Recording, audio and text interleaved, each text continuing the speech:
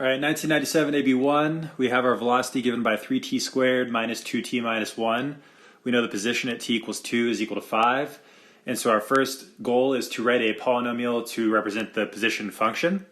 So position is the integral of velocity. So this is a calculator question, but I think it's probably easier to just integrate this by hand really quick. It would be t cubed minus t squared minus t plus c. And to finish this question, we have to know what the plus c is. So we're going to use the fact that at t equals 2, the position is 5. So we're going to say 5 equals 2 cubed minus 2 squared minus 2 plus c. 5 equals 8 minus 4 minus 2 plus c. So 8 minus 4 is 4, minus 2 is 2. So we have 5 equals 2 plus c, and c equals 3. So then to finish this, we have to write the full position function. We say x of t equals t cubed minus t squared minus t plus, not plus c. We just found that c was equal to 3. Next question asks us, when is the instantaneous velocity the same as the average velocity? So we have to remember our average velocity formula.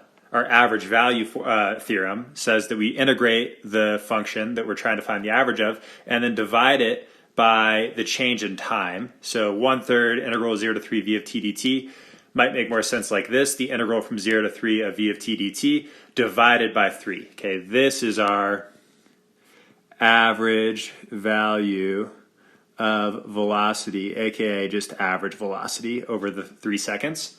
So you're just going to type that into a calculator using math 9 again. Okay, so math 9, and you're going to get an integral from 0 to 3, and our velocity function is going to be 3x squared minus 2x minus 1 dx.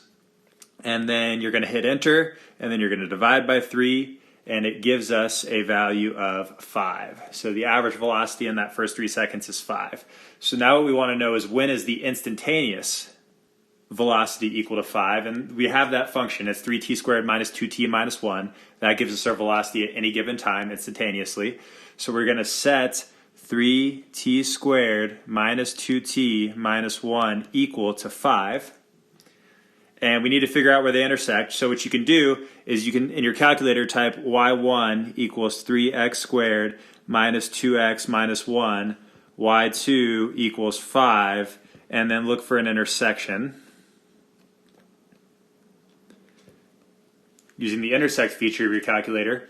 Or you can subtract this 5 over to the other side, which would give us 3t squared minus 2t minus 6 equals 0. So in this case, you could just say y1 equals 3t squared minus 2t minus 6, and then you could look for the x-intercept, and you should be using x values because you're using your calculator, and then find the x-intercept.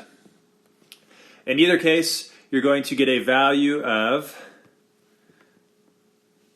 t equals 1.786. So at that moment, the instantaneous velocity is equal to 5, which is also the average velocity from 0 to 3. So we could say v of 1.786 equals 5, which is the same as the average velocity from 0 to 3. Okay, last, it's just asking for total distance traveled from 0 to 3. So we're going to do the integral from 0 to 3 of the absolute value of our velocity function.